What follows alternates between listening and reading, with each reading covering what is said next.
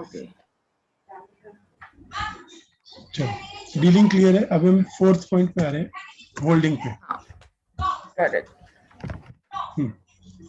तो हमने क्या पढ़ा, हमने ये पढ़ा कि अनलेस एक्ट में लिखा हुआ हो हम्म तो कोई भी जो इंडियन रेजिडेंट है, लाइक आप इंडियन रेजिडेंट हम्म हो, आप हम्म एक्वायर नहीं करोगी, हम्म होल्ड नहीं करोगी, ऑन हम्म नहीं करोगी, पोजेस नहीं करोगी हम्म या ट्रांसफर हम्म नहीं करोगी क्या, foreign hmm exchange which was हाँ foreign currency, balance, credit, LC, BG, traveller cheques या foreign hmm security, share, debentures, Google का, माइक्रोसॉफ्ट का, करेक्ट या इमूवेबल प्रॉपर्टी, दुबई में कोई बंगलो, ओके अनलेस एक्ट में लिखा हुआ हो। तो हम्म जितनी लेवल तक जिस परमिशन आपको एक्ट में मिली है तभी आप कर सकती हो, हम्म अदरवाइज आपको ब्लैंकेट बैन है, आप फॉरेन हम्म एक्सचेंज को हाथ भी नहीं लगा सकती।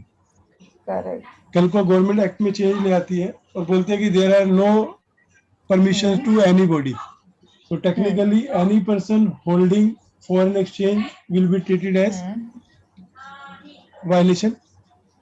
या वायलेशन फ्रॉम तो अभी एक्ट में दिया होगा क्योंकि बिजनेस चलने है, फॉरेन इकोनॉमी है, तो उसमें उन्होंने हाँ परमिशंस दी होंगी, लेकिन हम्म जो रेगुलेटिंग पावर है वो यहाँ से आ रही है। तो गवर्नमेंट अगर कभी भी हम्म चाहे तो इंडियन हम्म लोगों को फॉरेन करेंसी से दूर कर सकती है, क्योंकि एक्ट बनाना करेक्ट पार्लियामेंट का काम है, हाँ उसमें आपका मेरा कंट्रोल नहीं चलता है। नहीं तो ये गवर्नमेंट की पावर है कि वो लोगों को अलाउ कर रही है फॉरेन एक्सचेंज में डील करने देना, हम्म और वो चाहे तो उसको रिस्ट्रिक्ट, रेगुलेट या प्रोहिबिट तीनों चीजें कर सकती है एक्ट में चेंज करके।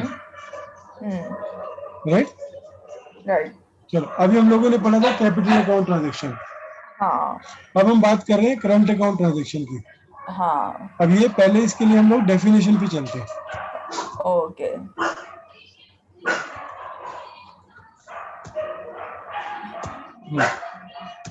बोलो करंट अकाउंट ट्रांजेक्शन बोलो क्या होता है। means a transaction other than capital account transaction and without prejudice to the generality of following such transaction includes क्या क्या, 1 2 3 4। first is payment due in connection with foreign trade, other current business service and short-term banking and credit facility in ordinary course of business. ठीक है, तो ये क्या बोल रहे हैं कि करंट अकाउंट ट्रांजेक्शन में payment due, Hmm. Foreign trade के Hmm. कंटेक्स में पेबल या Hmm. Receivable, other current Hmm. Business services जो आप देते हैं, लॉजिस्टिक्स है, हाँ, आपका Hmm. कुरियर कंपनी है या कोई भी और है जिसके कनेक्शन में आपको हाँ हाँ बिजनेस के कनेक्शन में हम्म पेमेंट्स होती हैं, ड्यू है, हम्म या आपने शॉर्ट हम्म टर्म बैंकिंग और क्रेडिट फैसिलिटी ली है थोड़े टाइम के लिए। अभी जनरली हम्म बोरोइंग और लेंडिंग हम्म जो है वो कैपिटल अकाउंट हम्म ट्रांजेक्शन है। तो करेक्ट उसमें उन्होंने एक एक्सेप्शन दे दी कि अगर शॉर्ट टर्म है वो बोरोइंग, शॉर्ट टर्म तो वो करंट अकाउंट ट्रांजेक्शन है। पर्पस करेक्ट क्या है, क्योंकि करंट अकाउंट ट्रांजेक्शन को कोई और रेगुलेट कर रहा है और कैपिटल अकाउंट ट्रांजेक्शन हम्म को कोई और रेगुलेट कर रहा है, जो भी अपने को दिखेगा। हाँ ठीक है, तो सबसे पहले उसने क्या बोला, अगर आपकी बिजनेस आप कर रहे हो, कोई भी फॉरेन ट्रेड कर रहे हो, हाँ आपका कोई और करंट बिजनेस सर्विसेज है या आपकी हम्म शॉर्ट टर्म बैंकिंग या क्रेडिट फैसिलिटी है, उनको हम्म हम लोग करंट अकाउंट ट्रांजेक्शन बोलेंगे। करेक्ट मतलब हमें किसी भी ट्रांजेक्शन को देख के हमको ये बाइफरकेट करना आना चाहिए कि कैपिटल है कि करंट है। क्यों आना चाहिए, हम्म क्योंकि उसी के हिसाब से हमको रेलिवेंट रूल पढ़ने पड़ेंगे करेक्ट कि अगर हो सकता है कि करंट अकाउंट ट्रांजेक्शन के लिए $1000 अलाउड हो और कैपिटल हम्म अकाउंट के लिए 10,000 अलाउड हो। हम्म सो आपको जो ट्रांजेक्शन है उसकी नेचर समझनी पड़ेगी कि अगर इसने लोन लिया है तो ये हाँ करंट है कि कैपिटल है, तभी आप बोलोगे कि सर आप इतना हाँ ही लोन ले सकते हो, नहीं तो इतना ले सकते हो। करेक्ट फिर सेकंड क्या है, सेकेंड है payment due as interest on loan and as a net income from investments so investment और लोन जो है वो कैपिटल हाँ अकाउंट ट्रांजेक्शन है, हाँ लेकिन लोन पे इंटरेस्ट मिलता है, इन्वेस्टमेंट पे इनकम मिलती है। हाँ सो वो क्या हुआ, उसके ऊपर जो करंट रिटर्न्स आ रही हैं हाँ या आपको देनी पड़ रही है, ये करंट अकाउंट हाँ ट्रांजेक्शन है। हाँ थर्ड, थर्ड है remittance for living expense of parents, spouse, and children residing abroad. जी, सो अगर आप कोई भी पैसा अपने पेरेंट्स के लिए, स्पाउस के लिए या बच्चों के लिए जो आउट ऑफ इंडिया रहते हैं, Hmm. अगर आप वो दे रहे हो तो that is not a capital account transaction, that is a current account transaction. Current account transaction. अब ये छोटी सी चीज नोट की, क्या कवर हाँ नहीं, कवर नहीं है वही एक्सपेंसेस ये अगर पे कर भाई, देते हो। भाई बहन कवर नहीं है। करेक्ट। हाँ हाँ नहीं है कवर। ठीक है, तो अपने बहन या भाई को एकदम आपको क्लोज। फिर फिल्मों में दिखाते हैं ना, मैं अपने भाई को पढ़ा लिखा के ऊपर करूंगा, तो हाँ करो, लेकिन वो करंट अकाउंट ट्रांजेक्शन नहीं मानी जाएगी, वो कैपिटल अकाउंट रहेगी। कैपिटल अकाउंट होगा। ठीक है। उसके बाद नेक्स्ट ठीक है। फोर्स, कल जब मैंने आपको बोला था $1 लाख मिलेंगे, तो आप उसका क्या हाँ करोगी, तो आपने बोला मैं घूमने हाँ जाऊंगी फॉरेन में। हाँ तो वो फॉरेन हाँ। में घूमने जाना क्या हुआ, वो कैपिटल अकाउंट ट्रांजेक्शन हुई कि करंट अकाउंट ट्रांजेक्शन हुई? करंट करंट तो ये करंट। यहाँ पर लिखा हुआ है देखो, हाँ।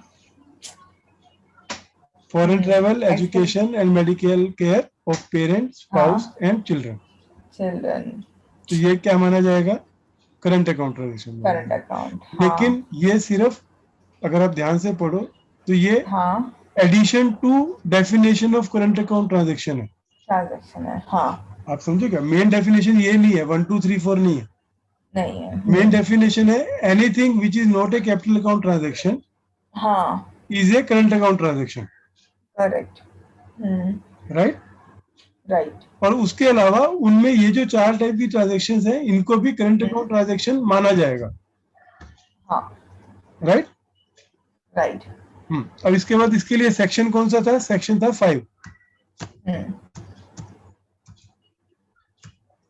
हाँ क्या कह रहे हैं, Any person may sell or draw foreign exchange to or from an authorized person if such sale or drawal is a current account transaction. तो कोई भी आदमी करंट अकाउंट ट्रांजेक्शन करने के लिए ऑथराइज पर्सन से फॉरेन एक्सचेंज ले सकता है या उसको दे सकता है। हाँ।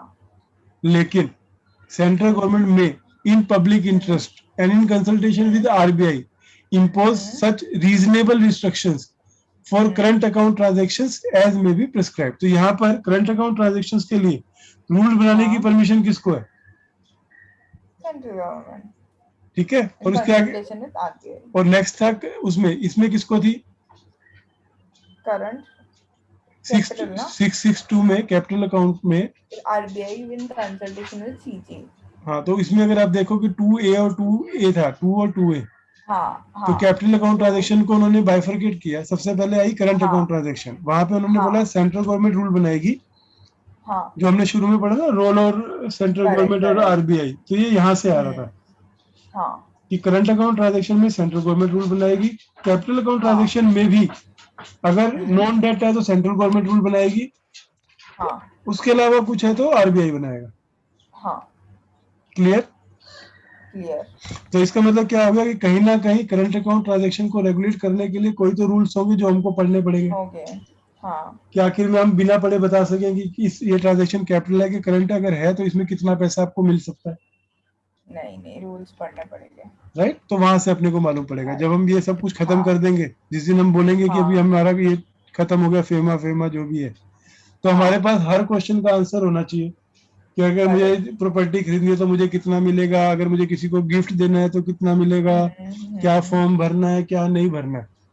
हाँ तो ये हमारा ऑब्जेक्टिव है, हम जो कुछ भी कर रहे हैं इस डिटेल में, वो इसलिए कर रहे हैं कि जब भी हम ये खत्म करें, हम फॉरेन एक्सचेंज से जुड़े हुए किसी भी सवाल का आंसर बिना कुछ रेफर किए दे पाए। करेक्ट। लेकिन ऐसा नहीं होना चाहिए कि परसों मैं पूछूं और आज बोलो कि मैं भूल गई, हाँ लाइक कैपिटल अकाउंट ट्रांजेक्शन। हाँ क्या भी अब याद है। हाँ, तो थोड़ा उसको रिलेट करो, जितना रिलेट करोगे, याद करने की हाँ जरूरत नहीं है, सिर्फ रिलेट की ऊपर देख के समझ आए कि क्या कह रहा है वो। हाँ उसके बाद हम आए रेगुलेशन नंबर 7 पे, export of goods and services. ठीक है, इसका एफडीआई से कोई लेना देना नहीं है, हाँ लेकिन क्योंकि हम फेमा कर रहे हैं और हमको ये हाँ पता चला कि 1 to 9 इंपोर्टेंट सेक्शन है, करेक्ट। तो हमको ये भी पढ़ लेना चाहिए कि जो भी इंपोर्ट एक्सपोर्ट होता है, और फिल्मों में हाँ जिसको स्मगलिंग बोलते हैं, करेक्ट। तो जो चीज इसमें फॉल नहीं करेगी वो स्मगलिंग है। हाँ तो स्मगलिंग की डेफिनेशन बता रहा हूँ आपको, हाँ कि जो सेक्शन 7 फॉलो नहीं कर रहे हो आप, तो वो स्मगलिंग कर रहे हो। Correct correct. चलो बोलो फिर, export of goods and services क्या है। Every exporter of goods shall furnish to the RBI or to such other authority a declaration in such form, in such manner as may be specified, containing true and correct material particulars, including amount representing the full export value, or if the full export value of good is not ascertainable at time of export, the value which the exporter, having regards to the prevailing marketing conditions, accepts to receive on the sale of goods in market outside India. तो सबसे पहले exporter कौन होता है? जो चीजें India से बाहर लेके जा रहा है। हाँ। तो वो 7 क्या बोल रहा है सबसे पहले कि जो भी एक्सपोर्टर है, लाइक अगर आपकी कंपनी इंपोर्ट एक्सपोर्ट का बिजनेस करती है, आप कुछ एक्सपोर्ट, सपोज आप टीवी एक्सपोर्ट कर रहे हो, हाँ। आपको 1000 टीवी का ऑर्डर आया, इंडियन टीवी है जो आप बाहर एक्सपोर्ट कर रहे हो। सो आरबीआई आपसे क्या एक्सपेक्ट करता है कि आप फर्निश करोगे आरबीआई को या सच अदर अथॉरिटी जो भी उन लोगों ने प्रिस्क्राइब की है, एक डिक्लेरेशन, एक फॉर्म और मैनर जो उन्होंने प्रिस्क्राइब की है, जिसके अंदर क्या लिखा होगा, ट्रू एंड करेक्ट पर्टिकुलर, कि ये क्या चीज है, हम क्या कर रहे हैं, इंक्लूडिंग कि जो हम एक्सपोर्ट करेंगे उससे हमें कितने डॉलर मिलेंगे। और फिर अगर आपको आज के दिन में वो वैल्यू एसेटेबल नहीं है, आप कंसाइनमेंट बेसिस पे बेच रहे हो, जहाँ पे सामने वाले को आप 10% 20% डिस्काउंट देने की ऑप्शन दे रहे हो कि आपकी चॉइस है, आप कितना दे दो, तो उस केस में आपको रीजनेबल एस्टिमेट देना है, क्योंकि आज तो आप बता नहीं पाओगे कि वो पूरा कितना डिस्काउंट पे बेचेगा। तो रेगुलेशन 7 है, बहुत सिंपल है। वो कह रहा है जब भी आप एक्सपोर्ट करो, आरबीआई या जो भी अथॉरिटी उन्होंने प्रिस्क्राइब किया उसको एक डिक्लेरेशन दो कि ये जो मैं एक्सपोर्ट कर रहा हूँ इसके बदले में कितनी करेंसी आएगी। अब इससे क्या होगा, आरबीआई ये सिस्टम में डाल लेगा और फिर एक टाइम देगा, अगर उस टाइम तक नहीं आई तो आपसे नोटिस बोलेगा कि आप लेके गए लेकिन पैसा नहीं आया। राइट। और फिर बी में furnish to the Reserve Bank such other information as may be required by the Reserve Bank for the purpose of ensuring the realization of the export proceed by such exporter. हाँ, और भी कोई information जो RBI मांगता है in connection with कि आप जो अपने ये फॉरेन एक्सचेंज जो आपने अर्न करी एक्सपोर्ट करके, वो इंडिया में रियलाइज हो, तो वो भी आप एक्सपोर्टर आरबीआई को देगा। करेक्ट। एकदम जनरल है ना, अगर आप फेमा देखो तो इसमें कोई भी टेक्निकल चीज तो कहीं पे भी नहीं लिखी हुई कि आप किसी के क्वेश्चन का आंसर दे पाओ, यहाँ पे नहीं लिखा हुआ है। लेकिन आप ये बोल सकते हो कि ये देखने के लिए मैं ये रूल रेफर करूंगा, क्योंकि यहाँ पे भी स्पेसिफाइड प्रिस्क्राइब्ड आ रहा है, तो इसका मतलब एक्सपोर्ट इंपोर्ट के लिए भी अलग से रूल रेगुलेशन होंगे जो एफडीआई रूल से अलग होंगे, नॉन डेट इंस्ट्रूमेंट में नहीं होंगे। ठीक है। टू क्या बोलते हैं? करेक्ट, पार्ट में हो गया। The Reserve Bank may, for the purpose of ensuring that the full export value of the goods or service, reduced value of the goods as the RBI determines having regard to the prevailing market condition, is received without any delay, direct any exporter to comply with such requirement as it deems fit. ठीक है। अभी अगर हमें कभी भी कोई sentence पढ़ना है और कोमा हो, तो उन कोमा को हटा के पढ़ो। तो सबसे पहले वर्ड बनता है आरबीआई में direct any exporter to comply with such requirement as it deem fit. ये सेंटेंस है। करेक्ट। जिसको इन लोगों ने कोमा डाल के क्वालिफाई किया कि क्यों डायरेक्ट करेगा आरबीआई, ये इंश्योर करने के लिए कि जो भी गुड्स एक्सपोर्ट हुई थी उसकी पूरी वैल्यू इंडिया में आए, या रिड्यूस वैल्यू जो आरबीआई डिटरमाइन करे मार्केट कंडीशन देख के, कि लाइक अभी आपने जब टीवी बेचे थे तो आपने ये दिया कि हमको इतने लाख डॉलर आएंगे, लेकिन अभी कोरोना आ गया, कोई आदमी टीवी देखने के मूड में नहीं है क्योंकि दुकानें बंद पड़ी है, तो आपको क्या करना पड़ेगा? आपको रिड्यूस वैल्यू पे बेचना पड़ेगा। तो ये इंश्योर करने के लिए कि जो भी रिड्यूस वैल्यू है या फुल वैल्यू है वो इंडिया में आए, इसके लिए आरबीआई एक्सपोर्टर को डायरेक्ट कर सकता है कि जो जो रिक्वायरमेंट ये स्पेसिफाई कर रहा है आरबीआई, आप उसको कंप्लाई करो। तू यही बोल रहा है? अभी तक हमने 1 और 2 पढ़ा। 1 बोलता है आप डिक्लेरेशन दो कि हमको कितना पैसा आएगा। फिर 2 बोलता है अगर आरबीआई कोई और इन्फॉर्मेशन मांगता है वो भी दो। फिर तीसरा बोलता है कि आरबीआई एक्सपोर्टर को डायरेक्ट कर सकता है कुछ रिक्वायरमेंट फॉलो करने के लिए। वो क्यों डायरेक्ट करेगा? ताकि जो भी वैल्यू आनी चाहिए थी वो आए इंडिया में, रियलाइज हो। करेक्ट। और थर्ड क्या बोलता है? Every exporter of service shall furnish to the Reserve Bank or such other authorities a declaration in such form or in such manner as may be specified, containing the true and correct material particulars in relation to hmm, payment for such service. अभी ये ऊपर जो था वो export of goods चल रहा था, 3 Hmm. Services आ गए कि जो भी सर्विसेज, लाइक सर्विसेज क्या होती है, आप सॉफ्टवेयर बना रहे हो, ये सर्विस है। Hmm. हम्म, तो जो भी सर्विसेज एक्सपोर्ट कर रहा है वो हाँ. आरबीआई को डिक्लेरेशन दे Hmm. स्पेसिफाइड फॉर्म में, ये बताते हुए कि मटेरियल पर्टिकुलर की जो मैं सर्विसेज दे रहा हूँ इसके बदले में मुझे क्या पैसा मिलेगा। Hmm. As simple. ये वन का ही Okay. रेप्लिका है, सिर्फ हाँ. वन में गुड्स थी और इसमें सर्विसेज है, सर्विसेज है. लेकिन दोनों में वो ये बोल रहा है कि जो भी एक्सपोर्टर है वो आरबीआई को पूरी डिटेल देगा कि मैं क्या सर्विसेज एक्सपोर्ट कर रहा हूँ और उसके बदले में मुझे क्या पैसा मिलेगा। करेक्ट. ठीक है, तो रेगुलेशन 7 क्लियर है। क्लियर है. अभी मैं आगे नहीं जाता हूँ, ये फटाफट 3, 4, 5, 6, 7 के हेडिंग बता दो सिर्फ। हाँ. 3 क्या था? चलो एक दो हेल्प कर देता हूँ। एक था स्कोप, हाँ. 2 था डेफिनेशन, 3 क्या था? हाँ. हम्म, डीलिंग इन कुछ था, हाँ. Dealing foreign exchange, exchange. Right. Right. मतलब 15 मिनट पहले तक का तो याद रखना है ना अपने को। हाँ.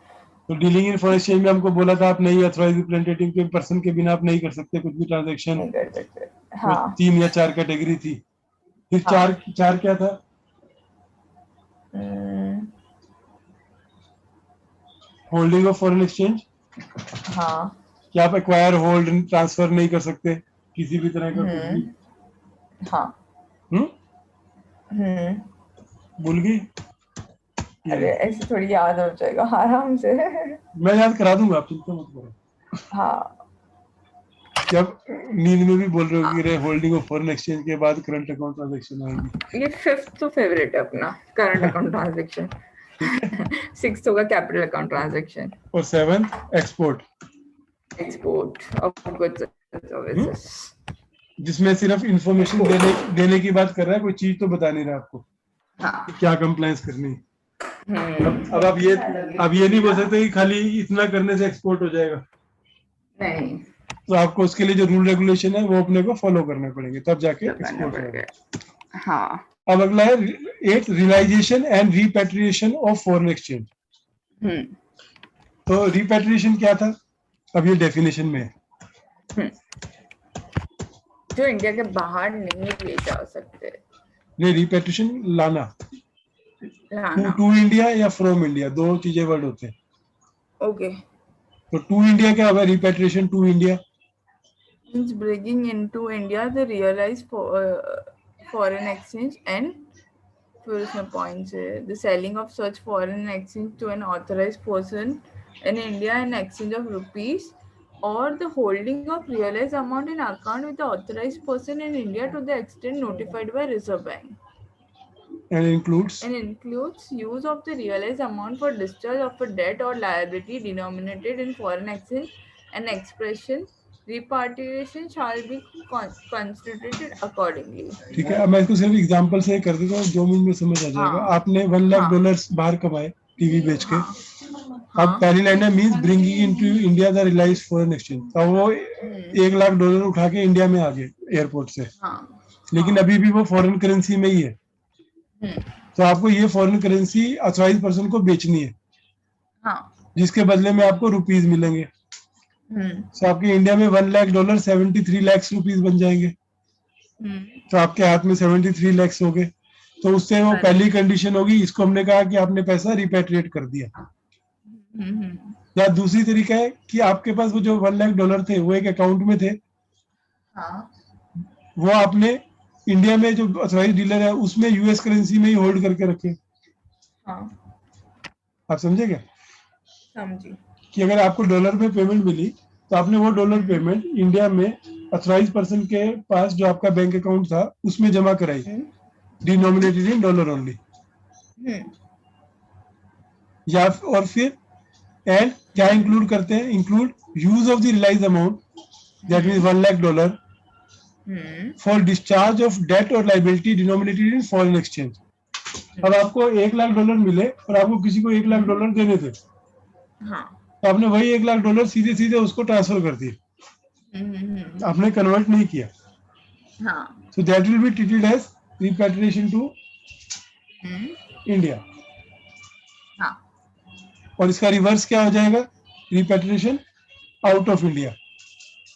कि अगर किसी आदमी को इंडियन रुपीज मिले, अगर उसको आउट करना है तो वो क्या करेगा, उसको डॉलर में कन्वर्ट करेगा और बाहर लेके जाएगा। हाँ, करेक्ट। तो रिपैट्रिएशन समझे आप क्या मतलब है रिपैट्रिएशन का? रिपार्टीशन मतलब अब ले जा सकते हैं, या ले आ सकते हो।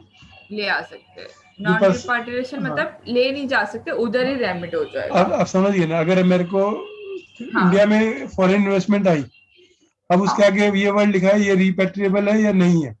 अगर हाँ। रिपैट्रिएबल है तो it can be taken out of India. Yes. या हाँ। आपने फॉरेन में इन्वेस्टमेंट करी, वहां पे रिपैट्रिएबल है कि नहीं, अगर ये नॉन रिपैट्रिएबल है तो आप इंडिया में रिपैट्रिएट कर ही नहीं पाओगी। कर ही दैट नहीं मीन्स आपको रुपीज पाएंगे। में कन्वर्ट नहीं कर पाओगी। करेक्ट। तो रिपैट्रिएशन नॉन रिपैट्रिएशन क्लियर है, ये क्यों पढ़ रहे थे? क्लियर है। नीचे सिक्योरिटी क्लियर है, सिक्योरिटी क्या है, शेयर, स्टॉक, बॉन्ड, हाँ, debenture, share. Government security, saving certificates, हाँ। Mutual fund.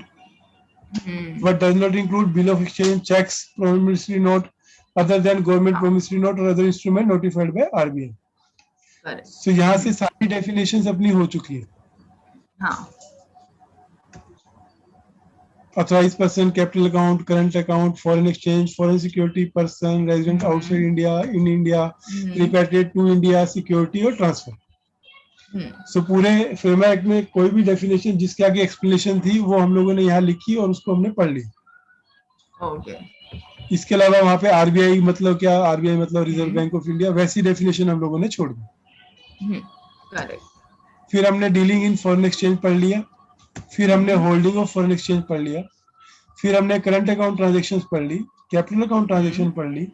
ये एक्ट बेसिकली इन ट्रांजेक्शन में कुछ भी एक्सप्लेन नहीं कर रहा है, सिवाय ये बोलने के लिए कि इसके लिए किसको रूल रेगुलेशन बनाने का अधिकार है, या आप ये कर सकते हो कि नहीं कर सकते, और कर सकते हो तो एज पर किसके रूल्स के हिसाब से कर सकते हो। सो कभी भी आपको ये डाउट हो कि मैं कौन सा रेगुलेशन पढ़ूं, तो फेमा में जाओ, ट्रांजेक्शन देखो, रेग सेक्शन देखो, और जिसको रूल बनाने की पावर है उसके रेगुलेशन ढूंढो। हाँ, करेक्ट। यही मतलब है फेमा पढ़ने का। समझो। एक्सपोर्ट हो गया, अब realisation and repatriation of foreign exchange पढ़ लो क्या करना है। बस यही दो है, यहाँ से अपना आज का सेशन खत्म होगा। Okay. Save as otherwise provided in this act, where any amount of foreign exchange is due or has been accrued to any person resident in India, where a person shall take all the reasonable step to realize and repatriate to India such foreign exchange within such period and in manner as may be specified by RBI.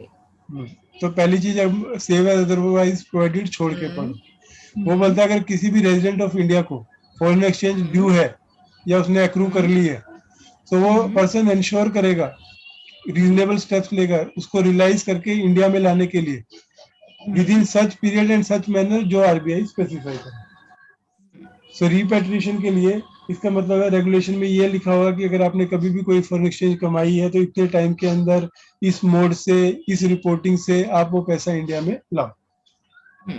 यही मतलब हुआ 8 का। यही है। हाँ। अब किन cases में एग्जम्पशन है? 9। Exemption from realization and repatriation in certain cases. The provision of Section 4 and 8 shall not apply to the following. तो 4 is current account transaction. अभी ये किस कंटेक्स्ट में आ रहा है? हर जगह लिखा हुआ है save as otherwise provided in this act, तो ये है वो otherwise provided in this act. Okay. हाँ, तो करेक्ट। 3 चीज थी ना कि save as otherwise provided in act, rule, regulation और जनरल और स्पेशल परमिशन। तो उन 5 में से एक्ट ये है, ये ए से एफ जो 6 चीजें प्रोवाइड की है, सिर्फ यही एग्जम्पशन एक्ट देता है। वो क्या क्या है? Correct. Possession of foreign currency or foreign coin by any other person up to such limit as RBI may specify. तो रेगुलेशन 4 बोल रहा था you will not hold unless accepted by act, तो इसमें लिख दिया आरबीआई को पावर दे दी कि तुम बता दो कितनी लिमिट तक कोई आदमी होल्ड कर सकता है।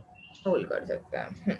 B, foreign currency account held or operated by such person or class of person and limit up to which the RBI may specify. हाँ समझा। मतलब कि कि कौन। फॉरेन करेंसी जो है, कौन से फॉरेन करेंसी अकाउंट खोल सकते हैं इसमें, वो आते हैं ना, वो FCRO हम्म। अकाउंट और वो सब अकाउंट आते हैं इसमें। हाँ हाँ हाँ। तो वो कौन कौन से अकाउंट है जो एक पर्सन ऑपरेट कर सकता है या होल्ड कर सकता है, और कितनी अमाउंट तक होल्ड कर सकता है। Correct. C. C. Foreign exchange acquired or received before the 8th day of July 1947 or any other income arising or accruing thereon which is held outside India by any person in pursuance of general or special permission granted by the Reserve Bank. ठीक है, ये भी आज के लिए applicable होगा क्या हमारे यूजुअल बिजनेस में? नहीं ना। वो कह रहा है कि अगर किसी ने 1947 से पहले फॉरेन एक्सचेंज एक्वायर किए। वॉइस गया था आपका बीच में। हाँ, तो ये क्या बोल रहा है कि 1947 से पहले, आजादी से पहले, हम्म।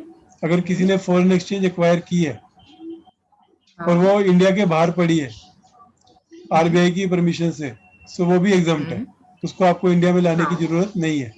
नहीं। हम्म। डी। D है foreign exchange held by a person resident in India up to such limit as the RBI may specify. If such foreign exchange was acquired by way of gift or inheritance from a person referred to in clause C, including any income arising therefrom. तो अगर आपको gift में कोई मिला आज के दिन में, हम्म। तो वो हम्म। लिमिट कौन स्पेसिफाई करेगा? RBI। ठीक है, इनहेरिटेंस में मिला तो वो लिमिट कौन करेगा? RBI। RBI। और उसके ऊपर कोई इनकम हुई, वो भी RBI। RBI। सो फेमा आपको ये बता रहा है कि इन ट्रांजेक्शन्स के हाँ लिए कि फॉरेन करेंसी हाँ। कितना होल्ड कर सकते हैं, फॉरेन अकाउंट में कितना हम्म। पैसा रख सकते हैं, जो हाँ हमने आज़ादी से पहले जो फॉरेन एक्सचेंज कमाई थी वो कितना रख सकते हाँ हैं। फिर हाँ। अगर हमें कोई गिफ्ट मिला या इनहेरिटेंस मिली तो कितनी अमाउंट तक हम ले सकते हैं। हम्म। फिर ई बोलो। E है foreign exchange acquired from employment, business, trade, vocation, service, honorarium, gift, inheritance or any other legitimate means up to such limit as RBI may specify. सो अगर आपने कोई बिजनेस ट्रेड या उससे कोई फॉरेन एक्सचेंज एक्वायर की है, तो हम्म। ये किस चीज से एग्जाम्पशन चल रही है? उसको इंडिया में लाने से एग्जाम्पशन चल रही है। हाँ आप कब फॉरेन एक्सचेंज अर्न करोगे? आप बाहर नौकरी करते हो, US में हाँ करते हो, आपको हाँ डॉलर कमाया आपने, हाँ तो लॉ कहीं कह रहा होगा जो भी आदमी डॉलर कमाता है उसको 6 महीने में इंडिया में कन्वर्ट कर देना, अगर वो इंडियन है तो। हाँ हाँ हाँ। लेकिन ये इन क्लॉजेस के अंदर उसको नहीं करना अप टू दैट लिमिट हम्म जो RBI बोले। अगर RBI अच्छा। ने बोला कि अगर कोई इंडियन बाहर जाके $1 लाख तक रख सकता है अपने पास, अब समझो आप रह रहे हो US में, इन्होंने कहा कि आप कोई भी फॉरेन करेंसी नहीं रख सकते, सब वापस करो, तो आप वहां जाके क्या करोगे? भीख थोड़ा मांगोगे। तो वो लिमिट देंगे कि आप अभी बहुत। हाँ, अभी आप अगर आप एकदम वो कि नहीं मैं जो इंडिया के रूल है सब फॉलो हम्म। करूंगे, तो उसमें लिखा हुआ है कि हाँ अगर कोई भी इंडियन फॉरेन करेंसी कमाता है तो 6 महीने के अंदर अंदर उसको इंडिया में डाल देने की। हाँ। तो आपको एक सैलरी आई और पूरी पूरी इंडिया में डाल दी। हम्म अब यहाँ पे आपको ब्रांड लेने गए, बोला $20 लाओ, बोले वो तो नहीं है, मैं इंडिया में भेज दिया, RBI ने बोला था। हम्म तो इसका मतलब है वो सब जो चीजों के लिए भी RBI लिमिट स्पेसिफाई करेगा। अगर हम कंपनी तक पढ़ते हैं जहां पे भी लिखा था ना एज में भी स्पेसिफाइड, हम फटाफट एक तो रूल पे क्लिक जा कर देते सीधा। हमें हाँ हम एक रूल पे जाते हैं, अच्छा ये बोर्ड मीटिंग का है तो बोर्ड मीटिंग रूल पे जाओ, ये इसका है तो इस रूल पे जाओ। हाँ तो सेम फेमा हाँ। एक्ट भी ऐसे ही चल रहा है। जिस हम्म। चीज के लिए उसने बोला एज में भी स्पेसिफाइड प्रिस्क्राइब्ड, तो इसका मतलब उसके लिए कहीं ना कहीं कोई रेगुलेशन होगा। है। हम्म। और एफ में, एफ में तो सिंपल है any such receipt in foreign exchange as the RBI में स्पेसिफाई। हाँ मतलब अभी ये सब पढ़ के अपने को इतनी क्यूरियोसिटी तो हो रही है ना कि अल्टीमेटली हमको वो रेगुलेशन तो एक बार देखने को मिले जो हमें ये बता हाँ सकता है कि हम कितनी करेंसी होल्ड कर सकते हैं, कितना ले सकते हैं, बिल्कुल कितना कमा बिल्कुल। सकते हैं। हाँ तो जैसे जैसे हम आगे बढ़ेंगे हम उस दिन वहां पे आएंगे, फिर हम पता याद करेंगे कि चलेगा। उस दिन हमने पढ़ा था कि हमें कितना करना है। हाँ। ठीक है, लेकिन पहला फोकस हमारा इस पे नहीं है कि हम कितनी करेंसी होल्ड कर सकते हैं। पहला फोकस है कि हाँ अगर हमको FDI करनी है या ODI करनी है तो उसके लिए हाँ क्या रूल रेगुलेशन लगेंगे, जो हमारा बेसिक पर्पज करेक्ट। है, क्योंकि वो हमारे हाँ जॉब में काम आएगा।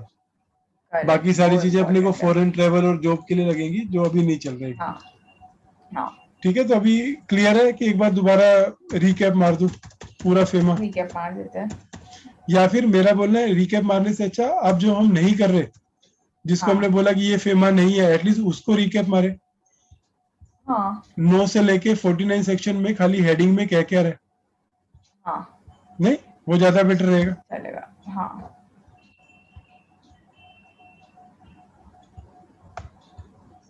FEMA act. अब हम सिर्फ हेडिंग्स देखेंगे और फिर अगर कुछ लगेगा कि कोई चीज वर्थ देखने की, दिख रहा है आपको फेमा? हाँ दिख रहा है। चलो, ये यहाँ से 1 2 यहाँ से स्टार्ट हुआ था। चैप्टर 1 हमने पढ़ा, हाँ शो टाइटल डेफिनेशन। एक मिनट, वो लोड हो रहा है अब तक।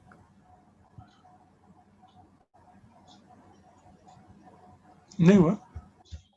नहीं मतलब साइन दिख रहा था सर्कल होने का, बट पीडीएफ ओपन हुआ वैसे नहीं दिख रहा। स्टॉप ऐसे शेयर करता फाइल्स दिख हूँ, रही रुको सारी। रुको रुको, स्टॉप शेयर करता हूँ। Share screen. अभी 10 मिनट है तो 10 मिनट में वाइंड अप कर लेंगे इसको पूरा। ओके। Share screen, share. अब दिख रहा है हाँ दिख रहा है। फेमा, ठीक है। अब ये डेफिनेशंस को फटाफट रन थ्रू कर जाओ। शो टाइटल हाँ। एक्सटेंट एप्लीकेशन पढ़ लिया, डेफिनेशंस पढ़ लिया हम लोगों ने, डीलिंग फॉरेन एक्सचेंज पढ़ लिया, holding of foreign exchange, current account, capital account, export of goods and services, realisation and repatriation पढ़ लिया, एग्जाम्पशन फ्रॉम रिपेट्रिएशन पढ़ लिया। हाँ अब चैप्टर 3 हम अथोराइज पर्सन बोल रहे हैं, तो क्या है? 10 बोलता है who is authorise person, 11 reserve bank power to issue directions to authorise person. अब 11 के ऊपर ना अगर आप देखोगे तो आरबीआई के सर्कुलर में ना एपी सीरीज के सर्कुलर रहते हैं, ओके। Directions, AP directions. हाँ। तो एपी डायरेक्शन का मतलब है अथोराइज पर्सन डायरेक्शंस, जो बैंकों को इश्यू करती है कि अगर आपको कुछ भी करना है तो अब जब भी आप कभी आरबीआई का सर्कुलर देखना, नोटिफिकेशन डायरेक्शन, अच्छा। तो अगर उसके आगे एपी लिखा है तो दैट मीन्स वो बैंकों को बोल रही है, जो उसके अथोराइज डीलर हैं उनके लिए वो डायरेक्शन है। हाँ समझा। फिर power of reserve bank to inspect authorise person. तो 10 में क्या रहेगा? अथोराइज पर्सन अगर आपको बनना है तो आपकी क्या कंडीशंस होनी चाहिए, आपको क्या रूल्स हैं, एप्लीकेशन क्या करेंगे। हाँ। फिर 11 में बोल रहा है कि आपको उसके लिए क्या डायरेक्शंस आरबीआई इशू कर सकता है उनको टाइम टू टाइम, कि आपको अपने क्लाइंट से ये सब मांगना है, आपको केवाईसी करना है, ये सब करना है, वो सब उसकी डायरेक्शंस में आएगा। फिर उनको time to time RBI inspect कर सकता है। बिल्कुल। फिर कंट्रावेंशन की बात करो, रेगुलेशन 30 बोल रहा है कि अगर कंट्रावेंशन की तो पेनल्टीज क्या लगेंगी।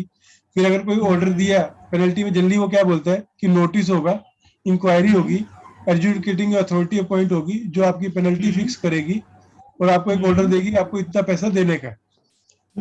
अगर आप वो नहीं करते हो तो उसका एनफोर्समेंट कैसे करेंगे, अगर आपका नहीं हुआ तो आपकी रिकवरी कैसे करेंगे, और आप कंपाउंडिंग कैसे करोगे। जो कंपाउंडिंग हम सुनते हैं ना कि वायलेशन होगी, कंपाउंड करना है, तो ये रेगुलेशन 15 है। और फिर adjudication and appeal, general provision कि आप कैसे अपॉइंट करते हैं, स्पेशल डायरेक्टर अपील कौन है, अपीलेट ट्रिब्यूनल क्या है, अपील कैसे करेंगे, उनकी क्वालिफिकेशन क्या होगी, टर्म्स कंडीशंस क्या होंगी। फिर स्टाफ कैसे अपॉइंट होगा, कैसे प्रोसीजर रेगुलेट होंगे। फिर अपीलेंट जो भी अपील कर रहा है वो एडवोकेट को हायर कर सकता है। ऑफिसर एम्प्लॉय पब्लिक सर्वेंट होंगे, सिविल कोर्ट का कोई नहीं चलेगा इसके ऊपर, और अपील टू हाई कोर्ट है। अब एक वर्ड हम सुबह शाम सुनते हैं, ईडी ईडी ईडी। ये ईडी यहाँ से आ रहा है, आप सुन रहे हो कि वो इस मिनिस्टर के ऊपर ईडी की रेड पड़ गई, इसने ईडी के ऑफिस में बुलाया। तो ईडी का काम है बेसिकली फॉरेन एक्सचेंज मैनेजमेंट और ये फेमा की कंप्लायंसेस को इंश्योर करना। तो ईडी क्या है, उसकी सर्च सीजर की पावर क्या है, अगर किसी ने इंडिया के बाहर असेट किया तो उसके लिए क्या प्रोविजन है, उसके ऑफिसर्स को क्या ऑथराइजेशन है। तो ये सब प्रोसीजरल मैटर है जो उनके ऑफिस को ध्यान रखना है।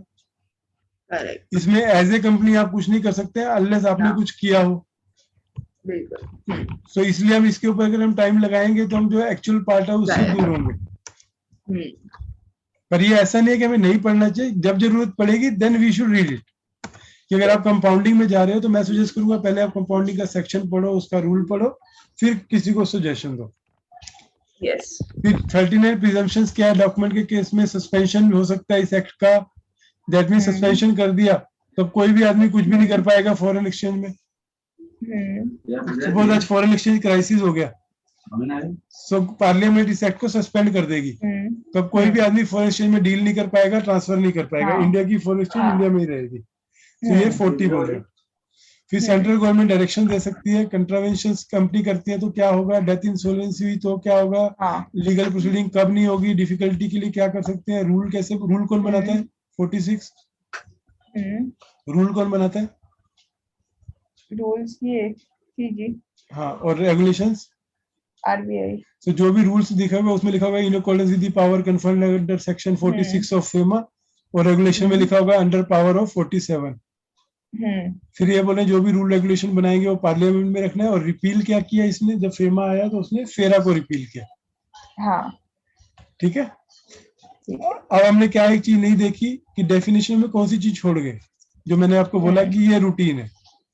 हाँ। अभी से हम नाम पढ़ रहे हैं, educative authority, appellate tribunal, authorise person हमने हम्म। पढ़ा, अथराइज ऑफिसर हाँ। नहीं पढ़ा, बेंच नहीं पढ़ा, कैपिटल अकाउंट ट्रांजेक्शन पढ़ी, चेयरमैन हाँ। चेयरपर्सन कौन है, चार्टर्ड अकाउंटेंट कौन होता है, कंपिटेंट अथॉरिटी कौन हाँ। होता है, currency, currency includes all currency note, postal order, money order, cheque, draft, इनको करेंसी बोलते हैं। हाँ। मैं इसलिए बोला कि एकदम 100% वाली फीलिंग है कि फेमा पूरा एक बार देखा हुआ। करंट अकाउंट हाँ। ट्रांजेक्शन हम लोगों ने पढ़ ली है, पढ़े। डायरेक्टर ऑफ एनफोर्समेंट ईडी है, एक्सपोर्ट हमने पढ़ हम्म। लिया है, फॉरेन करेंसी पढ़ लिया है, फॉरेन एक्सचेंज पढ़ लिया है, फॉरेन सिक्योरिटी पढ़ लिया है, इंपोर्ट का मतलब हमें पता है, इंडियन करेंसी का मतलब हमें पता है, हम्म। लीगल प्रैक्टिशनर पता है, एडवोकेट, मेंबर हमें पता है, नोटिफाई हमें पता है, पर्सन हमने पढ़ लिया है। हम्म। पर्सन के बाद हम लोगों ने आरबीआई हमें पता है, सिक्योरिटी हमने पढ़ ली, सर्विस मतलब जो हम सर्विसेज देते हैं, हम्म। सर्विस में service of any description which is made available to potential user. ये कहाँ पे था, एक्सपोर्ट ऑफ सर्विसेज के कंटेक्स्ट में, हाँ। Banking, finance, insurance, medical, legal, chit medical. Fund, hmm. Transport, courier services, electricity services. फिर special director और specify हम लोगों ने पढ़ लिया, ट्रांसफर पढ़ा, फिर डीलिंग इन फॉरेन एक्सचेंज पढ़ा हम लोगों ने, होल्डिंग ऑफ फॉरेन एक्सचेंज पढ़ा, करंट अकाउंट, कैपिटल अकाउंट पढ़ा, export of goods and services पढ़ा, रियलाइजेशन पढ़ा, एग्जम्पशन पढ़ा, और उसके बाद के सारे प्रोविजंस हैं जो नहीं करने। तो फेमा का हम कंक्लूड कर सकते हैं, मोटा मोटा हमको आइडिया है कि फेमा क्या है। हाँ। हाँ बिल्कुल। ठीक है, अब हम कल शुरू करेंगे फेमा एनडीआरआई रूल्स। ओके। ठीक है, वो थोड़ा थोड़ा करके करेंगे और एक दिन वो खत्म हो हाँ। जाएगा। ओके। चलो, गुड नाइट। Good night.